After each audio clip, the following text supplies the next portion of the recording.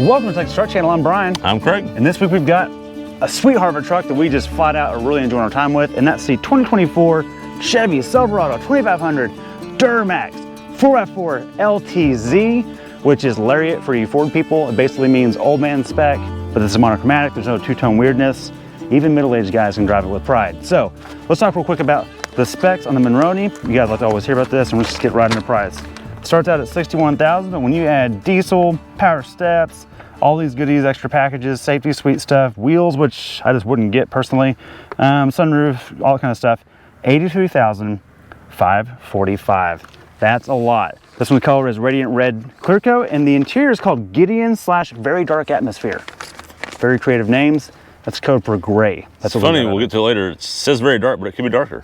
Seems kind of light to me. Yeah. Compared to the black GMC we had last time, seems, yeah, in fact, kind of bright. Yeah. And that one actually had saddle leather. So anyways, biggest news to me is the nose. Now, if you go back to the 22 model of the HDs, I just couldn't like it less in terms of the grill. Oh, you're so wrong. I just didn't like it. No, it looked good. It's like an angry toaster. No, it looks futuristic. It's a modern truck. This looks like that same attitude, but just fixed and polished. You said earlier, old man spec. Well, no, I mean the grill in particular. I think it looks good on all the trim levels. Yeah, this is the old man grill. Yeah, I'll give it more. But even the ones that have blacked out grills, it still looks good. Now, I will say, this wears chrome better than the GMC does. The GMC grill looks really gaudy. This is like a balance that works for me.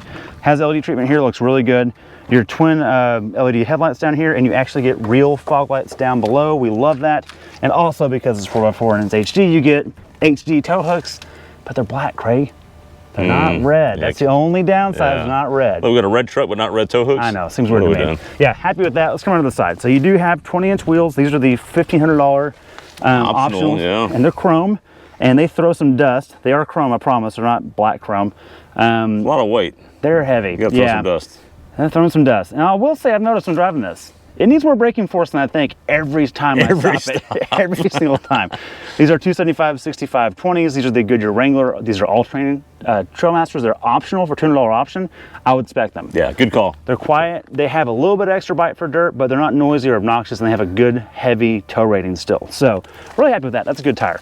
Also, we have this guy down here, which we think is for a block heater. Looked it up. That is what it's for. Okay, cool. I like that it's right there and it's not some cable hanging out of the grill. It's integrated, yeah. Like they did back in the day. Coming down the side, typical GM badging. Okay, fine. Part of the old man package. Tow mirrors. These don't flap. Have you noticed that? Yes. Lately, we've had a lot of tow mirrors, whether they're half ton or full ton or 3/4 ton or whatever. They've like done this the whole time you're driving. These are solid. They're working out great. And they extend. They come out a little bit. Right. They get excited to do their thing. More importantly, right here, Craig. Yes. We know GM's pretty good at this. They've gotten better. They've gotten better? Oh. And they've gotten worse. Okay, so this is not a capless system. I think it's because it's diesel, because we know the half-ton gassers are capless. But we talk about that spot where the DEF fluid would go on all these other gassers we see. Well, there it is. It's right there. Now, being a modern diesel, you have to put DEF fluid in it. And there's kind of like only one company that does it. It's Peak. They're like the only brand you really know of. This doesn't even stay attached very well, but nonetheless, you have to have that. It's for modern emissions, and that's how you get to drive these things and not emit soot the entire time. And controversial thing, so when DEF first came out, they would put this under the hood so it was clearly separate from the fuel. Right. Because what happens is you can't put diesel there, but you can put DEF in diesel, and that's bad news. That can definitely happen, so don't worry about that. One thing I do like is you have the GM step that Ford has proudly taken on for themselves. It's just a good option. I like it, no complaints. Obviously, it's leaf spring in the rear. There's no coils like you have on Ram, and they're multi-stage. You've got 1, 2, 3, 4, and an overload 5. So when you load this thing down, it means business, and that's okay because we have a gooseneck package on this one. Coming around the back, you've got another integrated step right here, and of course, you've got the multi, back porch step that you have on the tailgate here, which Craig will show you in just a minute. Let's get down here and talk about towing. This is not a 2-inch hitch. It's the bigger one that 3/4 tons get. There is a sleeve to put in here to use all your old stingers from your half-ton truck if you need to. It can tow 18,000 plus pounds from the bumper. Wow. That's a big deal. Even more if you use a gooseneck in the back. And you have your typical trailer stuff here. You've got a 7-way, and you've got your trailer camera system right here. But no 4-way flat. So if you have an old small utility trailer, just put that trailer in the back of the bed of the truck, and then you can take it where you need it. It'll do it. And one more thing right here, it wouldn't be a diesel if you couldn't shove your fist all the way up to your elbow in the exhaust. Let's see how that sounds.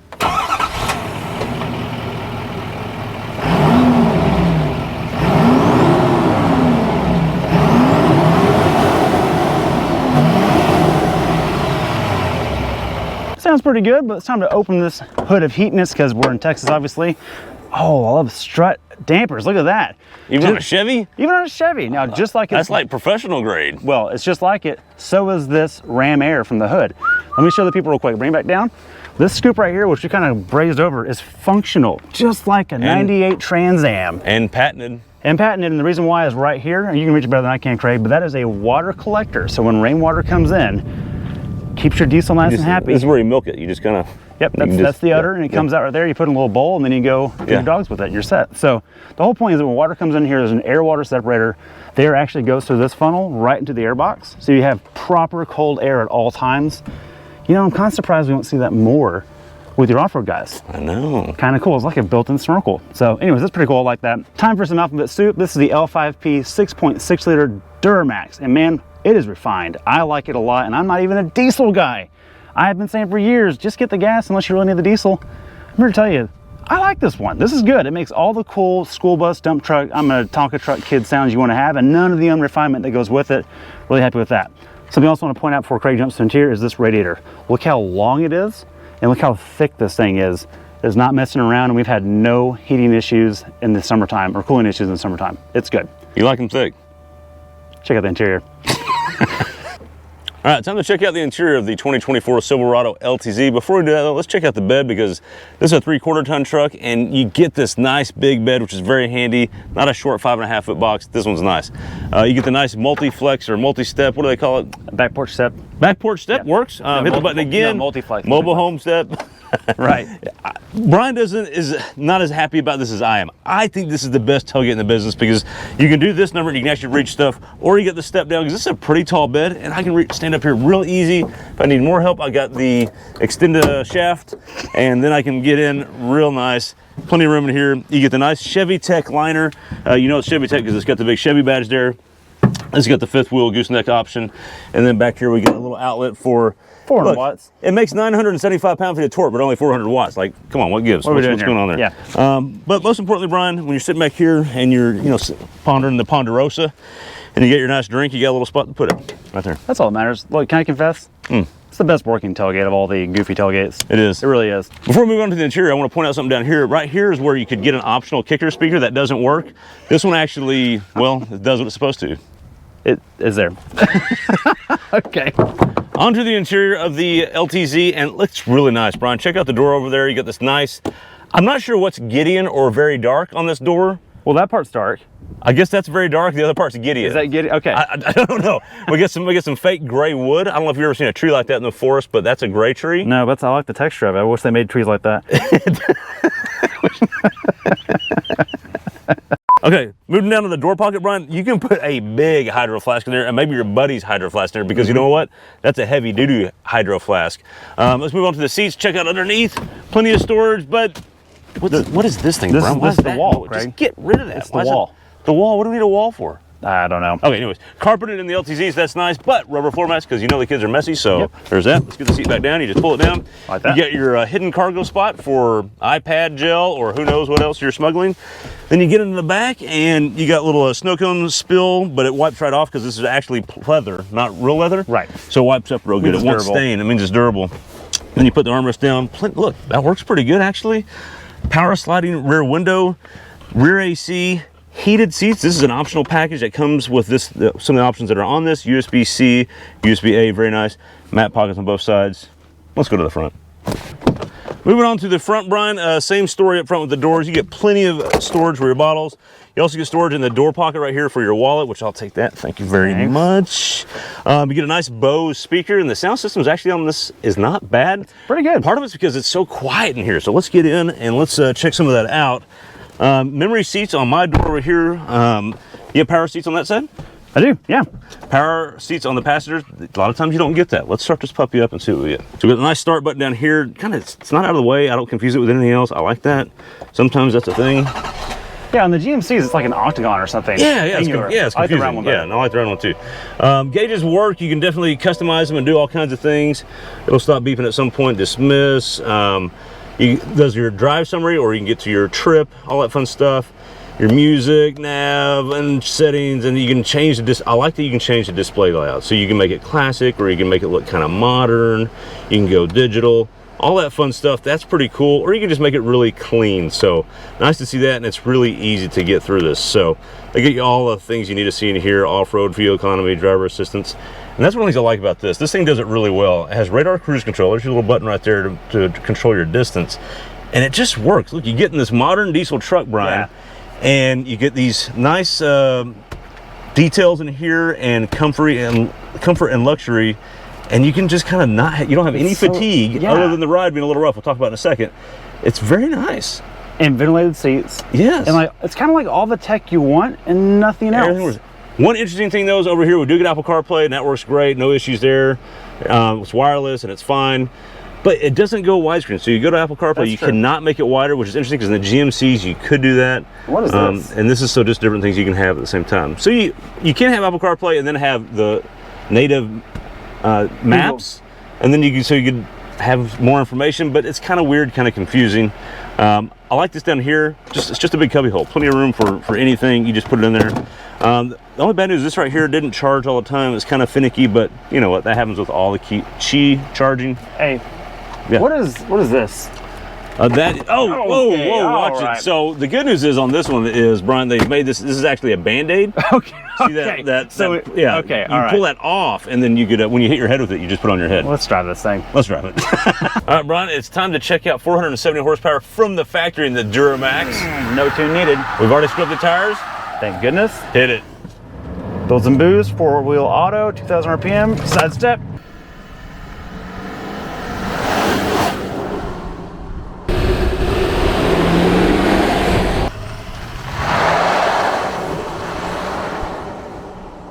Okay, not bad. All right, good surge. Red line shifts at 3,000. 60 miles an hour. Whoa! What'd you get? I got 6.7 with me in it. Okay, do you want to know what it got without you in it? 6.7. 6.31. Wow! Yeah. So I tried a few different methods. So you can actually push, it's hysterical because it'll let you brake torque to almost 2,500 RPM before it drives through the brakes, because it will drive through the brakes no matter how hard you press. Yeah, it's just too much torque. It's just too much torque. That's fun. And then it shifts at 3,000 no matter what. So when it shifts, and it's a 10-speed, it drops to 28. And then it goes 3, and then 28, and 3, 28, and 3. And I want to cover something real quick because this was kind of an anomaly until we figured it out in the last Duramax we had. The TAC red lines at 4,800 RPM. That is not the on-fuel red line.